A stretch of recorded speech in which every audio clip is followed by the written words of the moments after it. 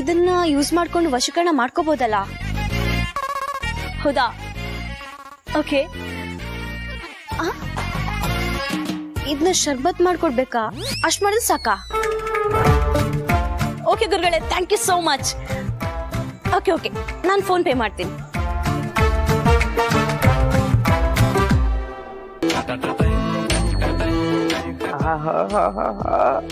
ನಾನು high school PUC ಡಿಗ್ರಿಯಲ್ಲಿ ಇರ್ಬೇಕಾದ್ರೆ ನನ್ನ ನೋಡಿದ ಹುಡುಗರು, ಲೇ ವಿಶ್ವರೂಪ, ನಿನ್ನ ಯೋಗ್ಯತೆಗೆ ಒಂದು ಹೆಣ್ಣು ಸೊಳ್ಳೆನು ಕಚ್ಚಲ್ಲ, ನಿನ್ಗೆ ಯಾಕೋ ಹುಡುಗಿರು ಅಂತ ಹೇಳ್ತಿದ್ರು.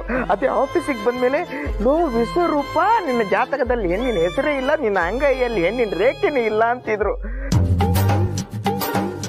ನಾನಿಲ್ಲಿ ಕಾಲಿನ ಗೆಜ್ಜೆ ಕೇಳೋಕ್ ಮುಂಚೆನೆ ಸಿಂಗಲ್ ಆಗಿ ಕೈಲಾಸ ಸೇರ್ಕೋತೀನಿ ಅಂತ ಅನ್ಕೊಂಡಿದ್ದೆ. ಆದ್ರೆ ಇಲ್ಲಿ ನನ್ನನ್ನು ಪಡೆಯೋಕ್ಕೋಸ್ಕರ ಒಂದು ಹುಡುಗಿ ವಶೀಕರಣ ಮಾಡೋಕ್ಕೂ ರೆಡಿ ಇದ್ದಾಳೆ ಅಂದ್ರೆ ನನ್ನ ರೇಂಜ್ ಯಾವ ಲೆವೆಲ್ಗೆ ಇರಬೇಕು. ವಾವ್, ವೆರಿ ಗುಡ್ ವಿಚಾರು, ವೆರಿ ಗುಡ್. ನಾವು ಬಯಸಿದ ಕಾರು ನಾವು ಶೋರೂಮ್ ಹೋಗೋದಕ್ಕಿಂತ ಮುಂಚೆನೆ RTO ಆಫೀಸ್ಗೆ ಹೋಗಿ ಅಲ್ಲಿ ನನ್ನ ಹೆಸರಿಗೆ ರಿಜಿಸ್ಟರ್ ಆಗಿ ಬರ್ತಿದೆ ಅಂದ್ರೆ ಈ ಖುಷಿನ ನಾನು ಹೇಗೆ ಸೆಲೆಬ್ರೇಷನ್ ಮಾಡ್ಕೋಬೇಕು, ಇದನ್ನ ಹೀಗೆ ಎಂಜಾಯ್ ಮಾಡ್ತೀನಿ. ಅದೇ ಏನು ಅಂತ ಗೊತ್ತಾಗ್ತಿಲ್ಲ.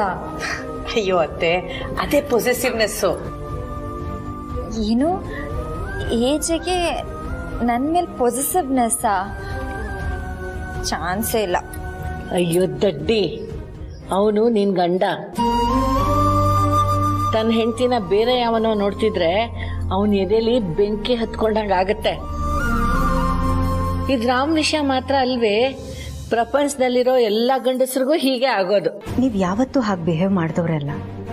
ಆ ಹುಡುಗನ ಹತ್ರ ಯಾಕಷ್ಟು ರೂಢಾಗಿ ಬಿಹೇವ್ ಮಾಡಿದ್ರಿ ಅಂತ ಕೇಳೋಣ ಅಂತ ಬಂದೆ. ನಾನಾ? ಇಲ್ವಲ್ಲ, ಐ ವಾಸ್ ಕಾಮ್. ನನ್ ಮಗ ಆ ಕೋಪನ ಅದ್ ಹೇಗ್ ತಡೆದಿಟ್ಕೊಂಡಿದ್ನೋ ಅಂತ ನನಗೆ ಆಶ್ಚರ್ಯ ಆಗ್ತಾ ಇದೆ.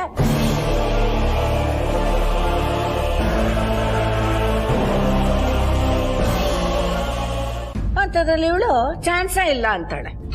ಹೋಗ್ತೀನಿ ನೋಡು. ನನಗೂ ಒಂದೊಂದ್ಸಲ ಅನ್ಸುತ್ತೆ ಅದು ಪೊಸಿಟಿವ್ನೆಸ್ ಅಂತ. ನನಗೆ ಖುಷಿನೂ ಆಗುತ್ತೆ. ಆದ್ರೆ ಆ ಥರ ಎಲ್ಲ ಯೋಚನೆ ಮಾಡೋದು ತಪ್ಪು ಅಂತ ಸುಮ್ಮನಾಗ್ಬಿಡ್ತೀನಿ. ಅದ್ ಹೇಗ್ ತಪ್ಪಾಗತ್ತೆ ಅತ್ತೆ? ನೀವ್ ಒಳ್ಳೆ, ನೀವ್ ಯೋಚನೆ ಮಾಡದೇ ಇರೋದಕ್ಕೆ ತಪ್ಪಾಗ್ತಿರೋದು.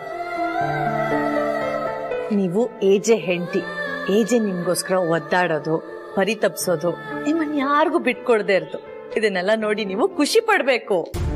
ಆ ಥರ ಏನಿಲ್ಲ ಅಂತ, ಅದು ಪ್ರಾಬ್ಲಿ ವರ್ಕ್ ಪ್ರೆಷರ್. ಆ್ಯಂಡ್ ಅದು ಅಲ್ಲದೆ ಆ ವಿಶ್ವರೂಪ್ ಯಾವುದೋ ಕೆಲಸನ ಎಡ್ವರ್ಟ್ ಮಾಡ್ಬಿಟ್ಟಿದ್ನಲ್ಲ, ಅದು ಒಂದು ಸ್ವಲ್ಪ ಆ ಯೋಚನೆ ಎಲ್ಲ ಥರ ರಿಯಾಕ್ಟ್ ಮಾಡಿರ್ಬೋದು, ಅಷ್ಟೇ ಗೊತ್ತಾಗಿರಲ್ಲ. ಓ ಹಾಗಾ? ನಾನೆಲ್ಲೋ ನಿಮಗೆ ನಿಜವಾಗ್ಲೂ ಲೀಲಂಗ್ ಮದುವೆ ಮಾಡಿ ಕಳ್ಸೋದು ಇಷ್ಟ ಇಲ್ವೇನೋ, ಅದಕ್ಕೆ ಹಾಗೆ ಬಿಹೇವ್ ಮಾಡಿಬಿಟ್ರೇನೋ ಅಂತ ಅಂದ್ಕೊಂಡೆ.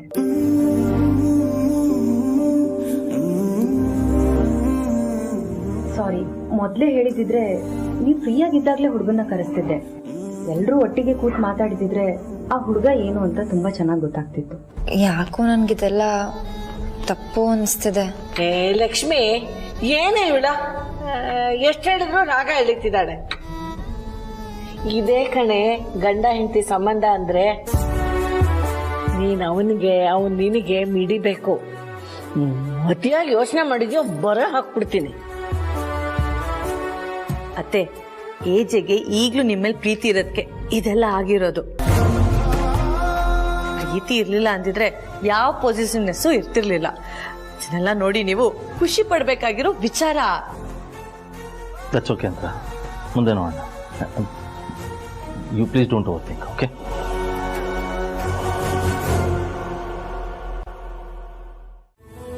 ಏಜೆ ನನಗೋಸ್ಕರ ಇಷ್ಟೆಲ್ಲ ಒದ್ದಾಡ್ತಿದಾರ.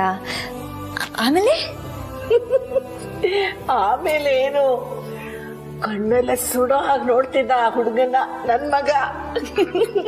ಇವ್ನ್ ಯಾಕಾದ್ರೂ ಬಂದ್ನೋ ಮೊದ್ಲು ಒದ್ದು ಓಡ್ಸೋಣ ಅಂತ ಅವ್ರ ಫೇಸ್ ಎಕ್ಸ್ಪ್ರೆಷನ್ ಹೇಳ್ತಿತ್ತು. ವಾವ್, ಏಜೆ ಹೀಗೆಲ್ಲ ರಿಯಾಕ್ಟ್ ಮಾಡ್ತಾರಾ? ಆಕ್ಚುಲಿ ನಾನು ಓವರ್ ಥಿಂಕ್ ಮಾಡ್ತಾ ಇದ್ದೀನಿ. ನಾನು ಹಿಂಗಲ್ಲ, ಯಾಕೆ ಈ ಥರ ಆಡ್ತಾ ಇದ್ದೀನಿ ನಾನು?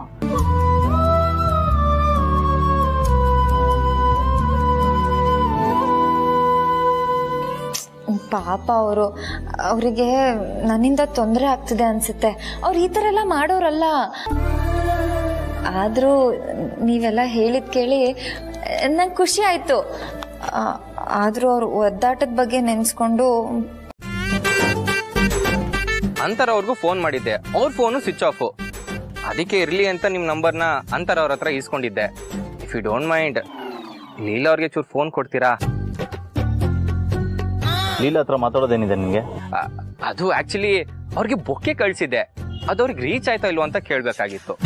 ಫೋನ್ ಕೊಡೋದಕ್ಕೆ 24/7 ಮನೇಲೇ ಇರ್ತೀನಿ ಅನ್ಕೊಂಡಿದ್ಯಾ? ನಾನು ಎಮರ್ಜೆನ್ಸಿ ಮೀಟಿಂಗ್ ಅಂತ ಬಂದಿದ್ದೀನಿ, ಇಡ್ತೀನಿ phone. Okay okay, you carry on. ನಾನು ಡೆಲಿವರಿ ಬಾಯ್ ಹತ್ರನೇ ಕೇಳ್ಕೊಂತೀನಿ. Bye bro. ಅದನ್ನ ನಾನೇ ಸೈನ್ ಹಾಕ್ಬಿಟ್ಟು ರಿಸೀವ್ ಮಾಡಿದ್ದೆ. ಬಿಸಾಕಿರೋದನ್ನೆಲ್ಲ ಮನೇಲಿ ಗೊತ್ತಾದ್ರೆ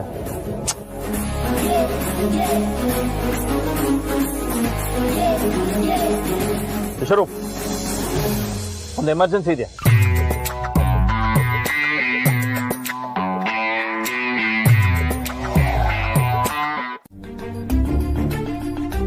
ಸರ್ ವೆಲ್ಕಮ್ ಸರ್. ಹೇಗಿದೆ ಸರ್ ಗುಜ್ಜ? ಫ್ರೆಶ್ ಆಗಿ ಕಾಣಿಸ್ತಾರೆ. Thank you sir. ನೀವು ಕೆಲಸ ಕೊಟ್ಟಿದ್ದು ಯಾರಿಗೆ? ವಿಶ್ವರೂಪಿಗೆ. ಎಲ್ಲ ಹೂಗಳನ್ನ ಆಯ್ಕೊಂಡು ಪ್ರೀತಿಯಿಂದ ಒಂದೊಂದು ಹೂನ ಕಟ್ಟಿದ್ದೀನಿ ಸರ್.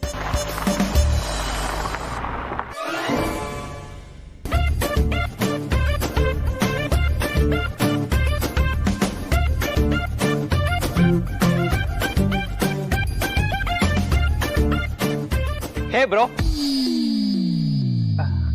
ಸಾರಿ, ಬ್ರೋ ಬ್ರೋ ಅಂತ ಕರೆದ ಅಭ್ಯಾಸ ಹಾಗೆ ಫ್ಲೋಲ್ ಬಂದ್ಬಿಡ್ತು. ಸರ್ ಅಂತ ಕರೀರಿ. Sir sir perfect. Sir is safe. Bouquet ಈಗ ಬಂತಾ? ಮನೆ ಬರಕ್ಕೆ ಎದ್ರುಕೊಂಡು ನಾನೇ ಡೆಲಿವರಿ ಬಾಯ್ ಕೈಲಿ ಕೊಟ್ಟು ಕಳಿಸ್ದೆ. ಇವಾಗ ನೋಡಿ ನಾನೇ ಬರೋಗಾಯ್ತು. ಇದನ್ನೇ ಅನ್ಸುತ್ತೆ ಲವ್ ಅಂತ ಹೇಳೋದು. ಬಾಸ್, ಅವನಿಗೆ ನೀವೇ ಹೊಡಿತೀರ ಅಥವಾ ನಾನು ಹೊಡಿಲ್ಲ? ಬಾಸ್, ಒಂದೇ ಒಂದು ಚಾನ್ಸ್ ಕೊಡಿ, ನಾನು ಹೊಡಿತೀನಿ ಪ್ಲೀಸ್.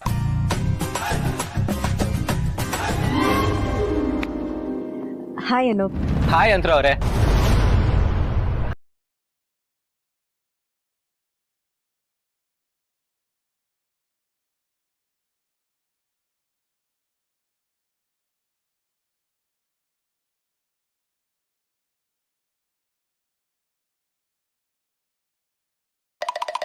ಓಕೆ ಕೊಡಿ ಕೊಡಿಪಾ.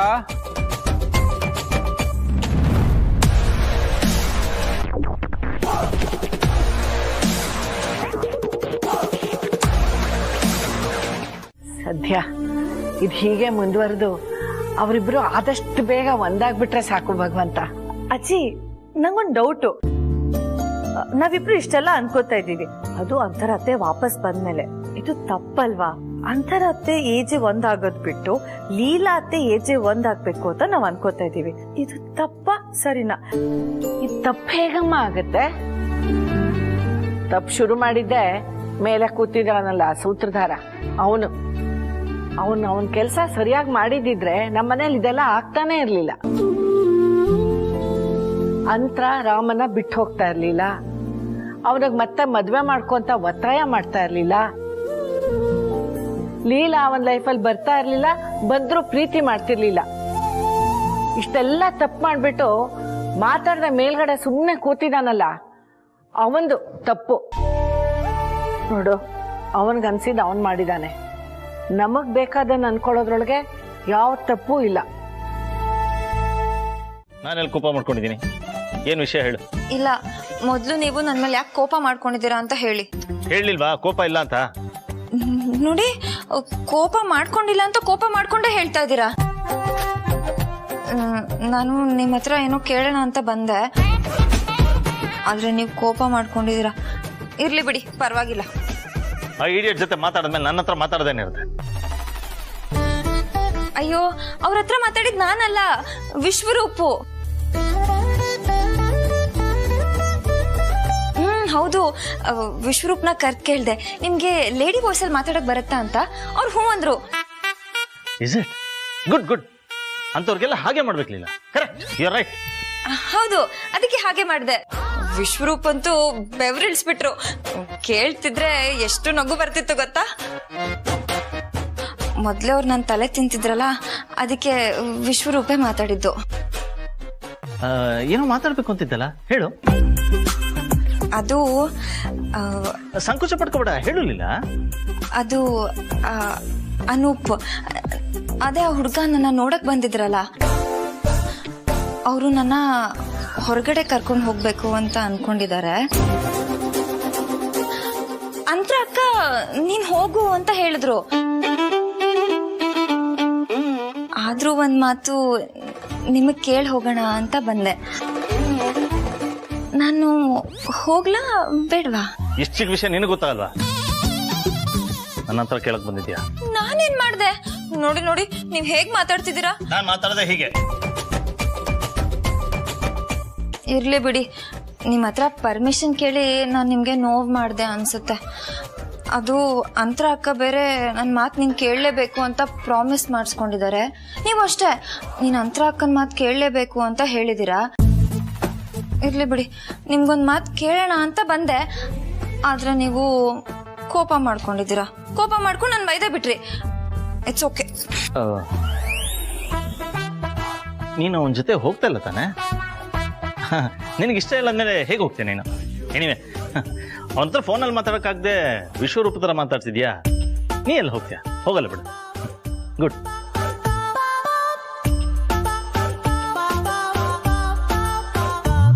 ನೀನೇನ್ ದೊಡ್ಡ ಹೀರೋಯಿನ್ ಅನ್ಕೊಂಡಿದ್ಯಾ?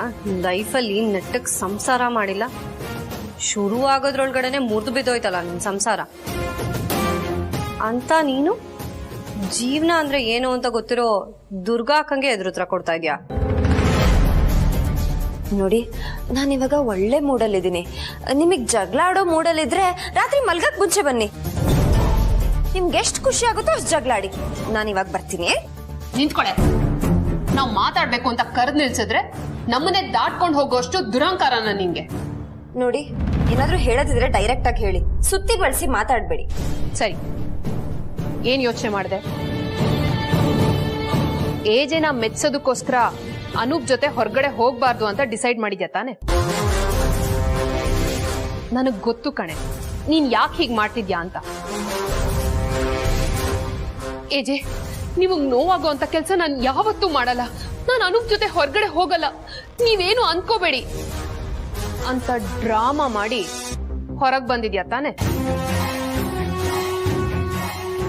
ನಿಜವಾಗ್ಲೂ ಅಂತರ ಅತ್ತೆ ಏಜೆ ಇಬ್ರು ಒಂದಾಗ್ಬೇಕು ಅಂತ ನಿನ್ ಮನ್ಸಲ್ಲಿ ಇದ್ದಿದ್ರೆ ಯಾವತ್ತೂ ಆ ಹುಡ್ಗನ್ ಒಪ್ಕೊಂಡು ಮದ್ವೆ ಆಗಿರ್ತಿತ್ತು.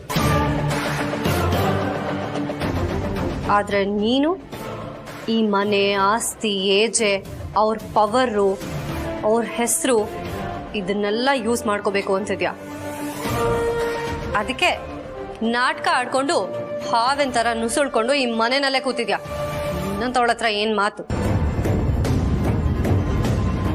ನೋಡು, ನಿನ್ ಮನ್ಸಲ್ಲಿ ಒಳ್ಳೆತನ ಅನ್ನೋದಿದ್ರೆ ನಾನು ಹೇಳೋ ಮಾತು ಕೇಳು. ಈ ಮಾತನ್ನ ನಾನು ನಿಂಗೆ ಅವತ್ತೇ ಹೇಳಿದ್ದೆ, ಇವತ್ತು ಇನ್ನೊಂದ್ಸಲ ಹೇಳ್ತಾ ಇದ್ದೀನಿ.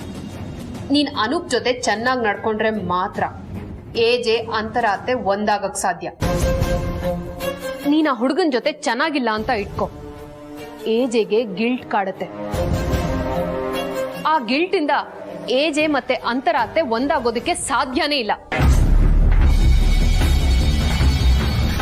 ಈ ಸತ್ಯ ಗೊತ್ತಿದ್ದು ನೀನ್ ಅನೂಪ್ ಜೊತೆ ಹೊರಗೆ ಹೋಗದೆ ಇಲ್ಲೇ ಉಳ್ಕೊಂಡ್ರೆ ನಿನ್ನಂತ ಸ್ವಾರ್ಥಿ ಇನ್ಯಾರೂ ಇರೋದಿಲ್ಲ, ನೆನ್ಪಿಟ್ಕೋ.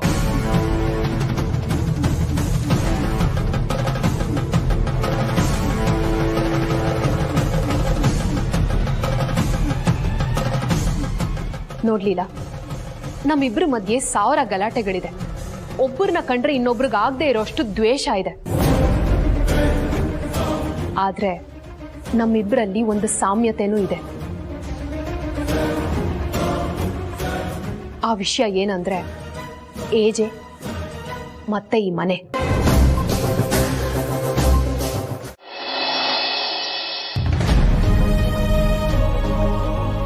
ಏನಂದರ? ಇನ್ನೊಂದ್ಸತಿ ಹೇಳು. ಹೌದಮ್ಮ, ಇಷ್ಟು ದಿನ ನಮ್ಮೆಲ್ಲರ ಮನಸ್ಸಲ್ಲಿ ಬಚ್ಚಿಟ್ಟಿದ್ದ, ಎಲ್ರ ಮುಂದೆ ಮುಚ್ಚಿಟ್ಟಿದ್ದ ಸತ್ಯನ ಅಂತರ ಮುಂದೆ ಹೇಳ್ಕೊತೀನಿ.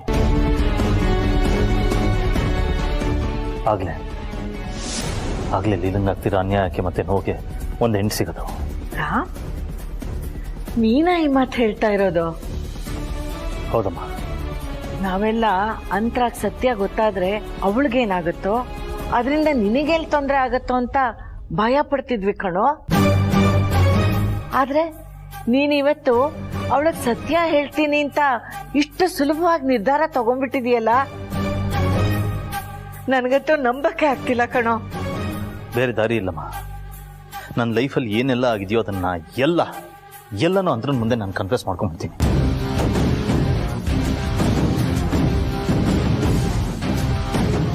ಅದಾದ್ಮೇಲೆ ಅವಳು ಏನು ಹೇಳ್ತಾಳೆ, ಏನು ಮಾಡ್ತಾಳೆ, ಏನಾಗ್ಬೋದು ಇದ್ರ ಬಗ್ಗೆ ಯೋಚನೆ ಇಲ್ಲ. ಬಟ್ ಲೀಲಂಗ್ ಇದರಿಂದ ಕಷ್ಟ ಆಗ್ಬಾರ್ದಷ್ಟೇ. ಹೌದು ಕಣೋ, ಅವಳು ತುಂಬಾ ನೊಂದಿದ್ದಾಳೆ. ಅವಳು ಎಷ್ಟು ನೊಂದಿದ್ದಾಳೆ ಅಂತಂದ್ರೆ ಮೇಲಿದ್ದ ಮೇಲೆ ಆಗ್ತಿರೋ ಗಾಯನ ಅನುಭವಿಸಿ ಆ ನೋವೇ ಸಹಜ ಅಂತ ಅನ್ಕೊಂಡ್ಬಿಟ್ಟಿದ್ದಾಳೆ. ನನಗೆ ಗೊತ್ತಿದ್ಯಮ್ಮ. ಯೋಚನೆ ಮಾಡಿ ನನ್ನ ಮನಸ್ಸಲ್ಲಿ ಜ್ವಾಲಾಮುಖಿ ಕೂತಿದ್ದ ಇದೆ. ಅದು ಯಾವಾಗ ಹೊರಗೆ ಬಂದು ಇಡೀ ಮನೇನ ಸುಟ್ಟಾಕ್ಬಿಡುತ್ತೋ ಅನ್ನೋ ಯೋಚನೆ ನಾನು ಬದುಕಕ್ಕಾಗದೇ ಇಲ್ಲ, ಸಾಧ್ಯನೇ ಇಲ್ಲ.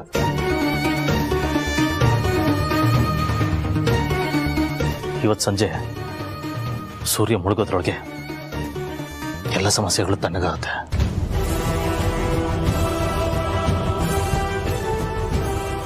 ಆಗತ್ತೆ. ಒಳ್ಳೇದಾಗ್ಲಿ ರಾಮ್. ನೀನೇನೇ ನಿರ್ಧಾರ ತಗೊಂಡ್ರು ಅದರಿಂದ ಒಳ್ಳೇದೇ ಆಗುತ್ತೆ. ಹೋಗ್ಬಾ, ಸತ್ಯ ಹೇಳೋದಿಕ್ಕೆ ತಡ ಮಾಡಬೇಡ.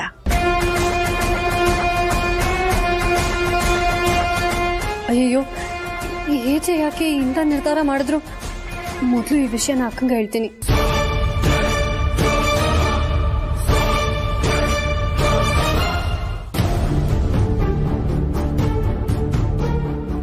ಅಭಿ, ನಾವ್ ರೆಡಿ. ಆದ್ರೆ ನಾವ್ ಯಾವ ವಿಷಯಕ್ಕೆ ಹೊರಗಡೆ ಹೋಗ್ತಾ ಇದೀವಿ? ಹೇಳೋ ಟೈಮ್ ಬಂದಿದೆ ಅಂತ ನಿನಗೆ ಎಲ್ಲ ಗೊತ್ತಾಗುತ್ತೆ.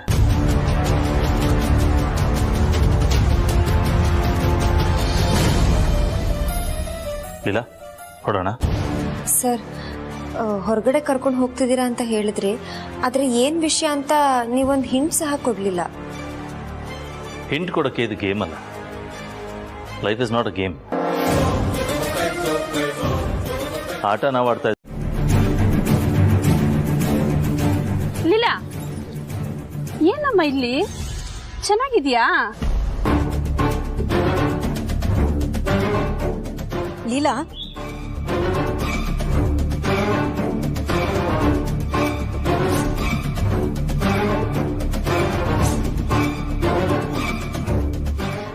ಹಾ, ಎಲ್ಲರೂ ಚೆನ್ನಾಗಿದ್ದಾರೆ. ನಿಮ್ಮನೇಲೆಲ್ಲ ಚೆನ್ನಾಗಿದ್ದಾರಾ? ಮನೇಲೆಲ್ಲ ಕೇಳ್ದೆ ಅಂತ ಹೇಳಿ. ಒಂದ್ ನಿಮಿಷ ಇರಿಮ್ಮ. ನನ್ನಿಂದ ದೂರ ಹೋದ್ರೆ ಸಾಕು ಅಂತ ನೋಡ್ತಿದ್ದೀರಲ್ಲ, ಯಾಕೇನಾಯ್ತು? ನಾನು ಆಮೇಲೆ ಸಿಗ್ತೀನಿ. ನಿಂತ್ಕೊಮ್ಮ.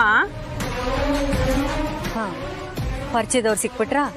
ಇನ್ನ ನಾನ್ ಕರ್ಕೊಂಡು ಹೋಗೋವರೆಗೂ ಇವಳು ಬರಲ್ಲ. ಲೀಲಾ,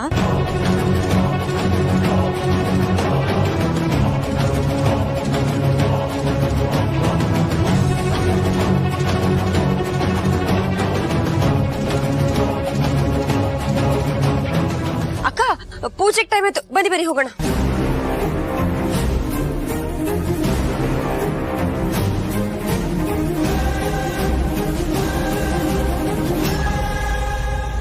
ಒಂದ್ ನಿಮಿಷ ನಿಂತ್ಕೊಮ್ಮ.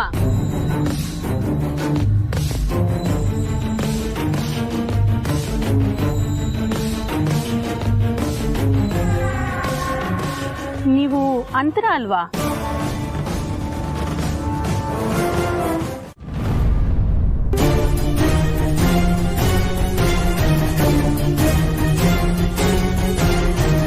ಅಭಿ, ನಾನು ಇಲ್ಲೇ ಇದ್ದೀನಿ. ಯಾರು ಹುಡುಕ್ತಾ ಇದ್ದೀರಾ?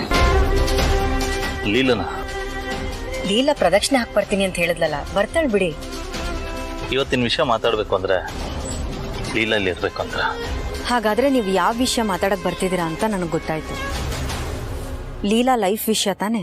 ಹೌದು, ಲೀಲಾ ಬಗ್ಗೆ. ಆದ್ರೆ ಅದರಲ್ಲಿ ನಾವಿಬ್ರು ಸೇರಿದ್ದೀವಿ. ಅದು ಆಬ್ವಿಯಸ್ಲಿ. ಆದ್ರೆ ನೀವು ಬೇರೆ ಏನಾದ್ರೂ ವಿಷಯ ಹೇಳಕ್ ಹೊರಟಿದ್ದೀರಾ? ಇದು ನೀನು ಎಕ್ಸ್ಪೆಕ್ಟ್ ಮಾಡದೇ ಇರೋ ವಿಷಯ ಅಂತ. ಇಷ್ಟು ದಿನ ನಾನು ಲೀಲಾ ಮನಸ್ಸಲ್ಲೇ ಮುಚ್ಚಿಟ್ಕೊಂಡಿದ್ದ ವಿಷಯ, ಎಲ್ಲದಕ್ಕಿಂತ ಹೆಚ್ಚಾಗಿ ಲೀಲಂಗೆ ಅನ್ಯಾಯ ಆಗಿರೋ ವಿಷಯ. ಅಭಿ, ನಿಮ್ಗೆ ನನ್ನ ಬಗ್ಗೆ ಚೆನ್ನಾಗಿ ಗೊತ್ತು. ನನಗೆ ಕ್ಯೂರಿಯಾಸಿಟಿ ಎಲ್ಲ ತಡ್ಕೊಳಕ್ಕಾಗಲ್ಲ. ಅದೇನು ಹೇಳಬೇಕು ಅಂತಿದ್ದೀರಾ ನೇರವಾಗಿ ಹೇಳಿ.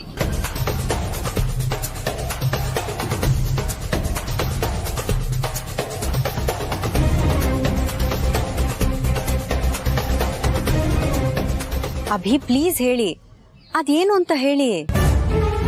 ಹೇಳ್ತೀನಂತರ.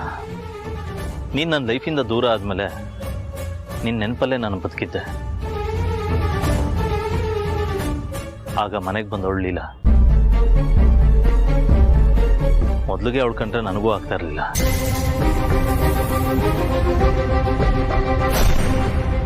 ಆದ್ರೆ ಆಮೇಲೆ ಎಲ್ಲದಕ್ಕೂ ಲೀಲಾನೇ ಬೇಕಾಯ್ತು. ಎಷ್ಟೇ ಆದ್ರೂ ಅವಳು ಲೀಲಾ ಅಲ್ವಾ, ಬೇಗ ಹೊಂದ್ಕೊಂಡ್ಬಿಡ್ತಾಳೆ. ಅವಳ ಮನಸ್ಸೇ ಅಂತದ್ದು. ಆಮೇಲೆ ನನ್ನ ಅವಳ ಮಧ್ಯೆ ಸ್ನೇಹ ಆಯ್ತು.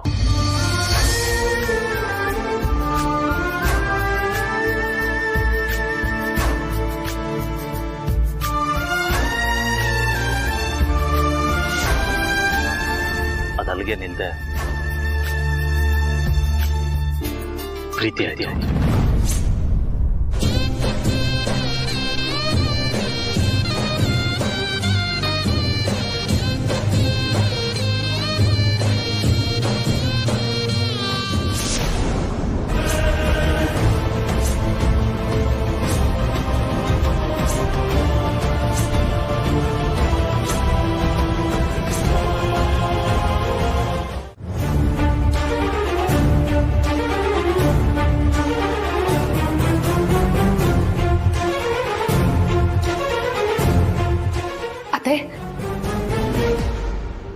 ನಿಮ್ಗೇನು ನೆನಪಾಗ್ತಾ ಇಲ್ವಾ? Are you sure? ಹೌದು ದುರ್ಗಾ, ನಾನು ಬೆಳಗ್ಗೆ ಮನೇಲಿದ್ದೆ. ಅಭಿ ಹೊರಗಡೆ ಹೋಗೋಣ ಅಂತ ಕರೆದ್ರು. ಆಮೇಲೆ ನನ್ಗೇನು ನೆನಪಿಲ್ಲ.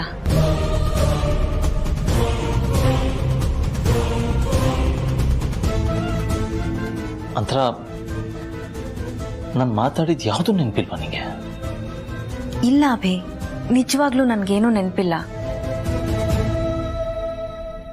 ನೀವೆಲ್ಲ ಸ್ವಲ್ಪ ಹೊರಗಿರಿ, ನಾನು ಅದರ ಜೊತೆ ಮಾತಾಡಬೇಕು.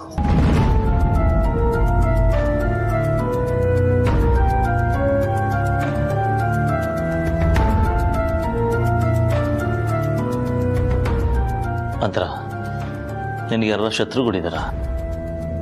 ಶತ್ರುಗಳ? ನನ್ಗ? ಯಾಕಭಿ? ನೋಡಂತರ ನಿನಗೆ ನೆನಪಿಲ್ದೇ ಇರೋದ್ರಿಂದ ನೀನು ಇದನ್ನು ಲೈಟಾಗಿ ತಗೋಬೋದು. ಆದರೆ ನನಗಿದು ನನ್ನ ಜೀವನದಲ್ಲಿ ಮರೆಯೋಕ್ಕಾಗದೇ ಇರೋಂಥ ವಿಷಯ. ನೋಡು, ನಿನ್ನ ಮೇಲೆ ಅಟ್ಯಾಕ್ ಮಾಡ್ತಾರೆ ಅಂದರೆ ಆಬ್ವಿಯಸ್ಲಿ ನೀನು ಕಂಡ್ರೆ ಆಗದೆ ಇರೋರು ಅಥವಾ ನಿನ್ನ ಏಳಿಗೆನ ಹಿಡಿಸ್ದೇ ಇರೋರು, ನಿನಗೆ ನೋವಾಗೋದ್ರಿಂದ ಅವ್ರಿಗೆ ಲಾಭ ಆಗೋಂಥವ್ರು ಇದ್ದೇ ಇರ್ತಾರೆ. ಪ್ಲೀಸ್ ಜ್ಞಾಪಿಸ್ಕೋ. ಅಭಿ, ನನಗೆ ಹಳೇದು ಯಾವುದು ನೆನಪಿಲ್ದೇ ಇರ್ಬೋದು, ಆದರೆ ನಾನು ಯಾರ ಹತ್ರನೂ ಶತ್ರುತ್ವ ಬೆಳೆಸ್ಕೊಂಡವಳಲ್ಲ. ನಾನು ಎಲ್ಲರ ಹತ್ರನೂ ಸ್ನೇಹದಿಂದನೇ ವರ್ತಿಸ್ತೀನಿ. ಅಂಥದ್ರಲ್ಲಿ ನನ್ಗೆ ಯಾರು ಶತ್ರುಗಳಿರ್ಬೋದು?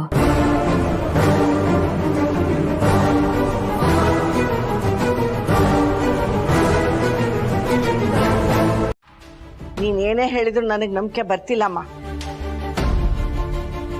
ರಾಮ್ ಎಲ್ಲಿ ನಿಜ ಹೇಳ್ಬಿಡ್ತಾನೋ, ಲೀಲಾ ರಾಮ್ ಎಲ್ಲಿ ಒಂದಾಗ್ಬಿಡ್ತಾರೋ, ಲೀಲಾ ಮತ್ತೆ ನಿನಗೆ ಅತ್ತೆ ಆಗಿ ಬಂದ್ಬಿಡ್ತಾಳೋ ಅಂತ ನೀನೇ ಯಾಕೆ ಇದೆಲ್ಲ ಮಾಡ್ಸಿರ್ಬಾರ್ದು?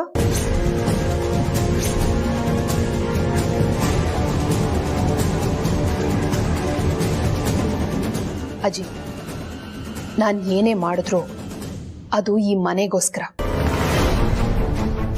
ಏಜೆ ಇರೋ ಈ ಮನೆ ಯಾವತ್ತೂ ತಲೆ ಎತ್ತಿ ನಿಲ್ಬೇಕು ಅನ್ನೋದು ನನ್ನ ಆಸೆ. ಅಂತರ ಅತ್ತೆ ವಾಪಸ್ ಬಂದಾಗ ಎಲ್ರು ಎಷ್ಟು ಖುಷಿ ಪಟ್ರೋ ಅದಕ್ಕಿಂತ 10ರಷ್ಟು ಖುಷಿ ನನಗಾಗಿದೆ. ಲೀಲಾ ಏಜೆ ಲೈಫಿಂದ ದೂರ ಆಗ್ತಾಳೆ ಅನ್ನೋ ಖುಷಿ ಅಲ್ಲ ಅದು. ಅಂತರ ಅತ್ತೆ ಕೊನೆಗೂ ಏಜೆ ಲೈಫ್ ವಾಪಸ್ ಬಂದ್ರಲ್ಲ ಅನ್ನೋ ನಿಜವಾದ ಖುಷಿ. ನೀವ್ ನೋಡಿದ್ರೆ ನನ್ನ ಮೇಲೆ ಇಷ್ಟು ದೊಡ್ಡ ಆರೋಪ ಮಾಡ್ತಾ ಇದ್ದೀರಲ್ಲ. ನಿಮ್ಮ ಜಾಗದಲ್ಲಿ ಬೇರೆ ಯಾರೇ ಇದ್ದಿದ್ರೋ ಅವ್ರಿಗೆ ನನ್ನ ಉತ್ತರ ಬೇರೆನೆ ಆಗ್ತಿತ್ತು.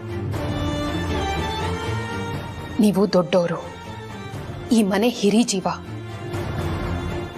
ನೀವ್ ಕೇಳ್ತಿದ್ದೀರಾ ಅಂತ ನಾನು ಹೇಳ್ತಾ ಇದ್ದೀನಿ. ನನ್ನ ಮಾಂಗಲ್ಯ ಮುಟ್ಟಿ ಪ್ರಮಾಣ ಮಾಡಿ ಹೇಳ್ತೀನಿ, ನನಗೂ ಇವತ್ತು ನಡೆದ ಇನ್ಸಿಡೆಂಟ್ಗೂ ಯಾವುದೇ ಸಂಬಂಧ ಇಲ್ಲ.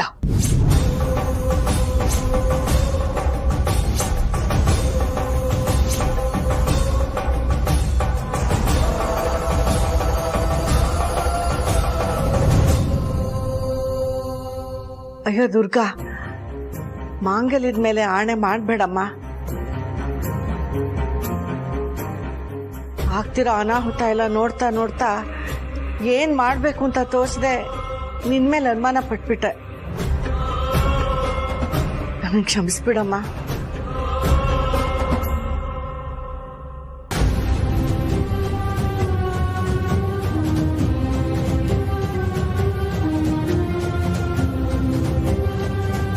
ಅಂತರ ಅತ್ತೆ ಮೇಲೆ ಯಾರು ಅಟ್ಯಾಕ್ ಮಾಡಿಸಿರ್ಬೋದು?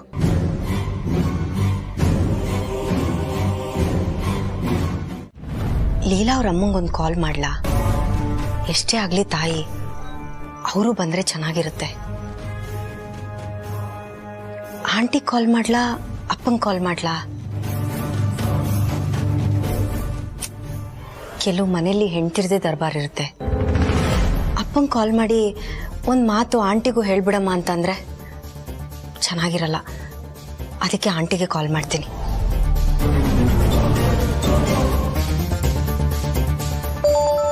ಈ ಬಿಸಿಲಲ್ಲಿ ಏದುಸ್ರು ಬಿಟ್ಕೊಂಡು ಬರ್ತಾ ಇದ್ರೆ ಇದ್ಯಾರ್ದಪ್ಪ ಕಾಲು? ಅರೆ ಅಂತ್ರ, ಇವಳು ಯಾಕೆ ನಂಗೆ ಕಾಲ್ ಮಾಡ್ತಾ ಇದ್ದಾಳೆ? ಹಲೋ ಆಂಟಿ, ಚೆನ್ನಾಗಿದ್ದೀರಾ? ನಮ್ ಚಂದ ಕಟ್ಕೊಂಡು ನೀನೇನಮ್ಮ ಮಾಡ್ತೀಯ? ಬಡತನನೇ ಕಿತ್ತು ತಿಂತಾ ಇದೆ. ಆ ಬಿಸಿನೇ ತಡ್ಕೊಳ್ಳೋದಕ್ಕಾಗ್ತಾ ಇಲ್ಲ. ಇನ್ ಬೇಸಿಗೆ ಬೇರೆ. ಇನ್ ನಮ್ ಕತೆ ಕೇಳ್ಬೇಕಾ? ನೀವ್ ಯಾವಾಗ್ಲೂ ಹೀಗೆ ಫನ್ನಿಯಾಗೆ ಮಾತಾಡ್ತಿರ್ತೀರಾ. ಫನ್ನಿನ? ಏನಮ್ಮ ನೀನು ಹೀಗೆ ಹೇಳ್ತಾ ಇದ್ಯಾ? ನಾನ್ ನಿಜಾನೇ ಹೇಳ್ತಾ ಇರೋದು. ಸರಿ, ಅದು ಬಿಡು. ಈಗ ಫೋನ್ ಮಾಡಿದೇನು? ಏನ್ ವಿಷಯ? ಆಂಟಿ, ನಾಳೆ ನೀವು, ಅಪ್ಪ, ರೇವತಿ 3 ಜನ ನಮ್ಮ ಮನೆಗೆ ಬರ್ಬಹುದಾ?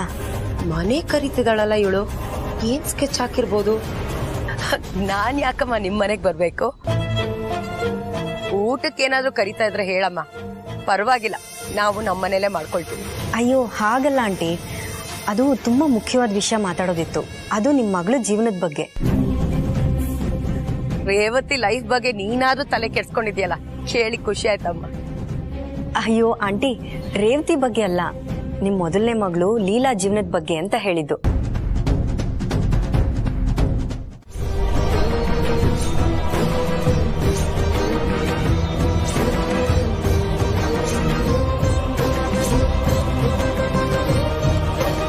ನೀವೆಲ್ಲ ಒಪ್ಪಿದ್ರೆ ಮದ್ವೆ ಮಾಡ್ಕೊಡ್ಬೋದು, ತಡ ಮಾಡೋದ್ ಬೇಡ.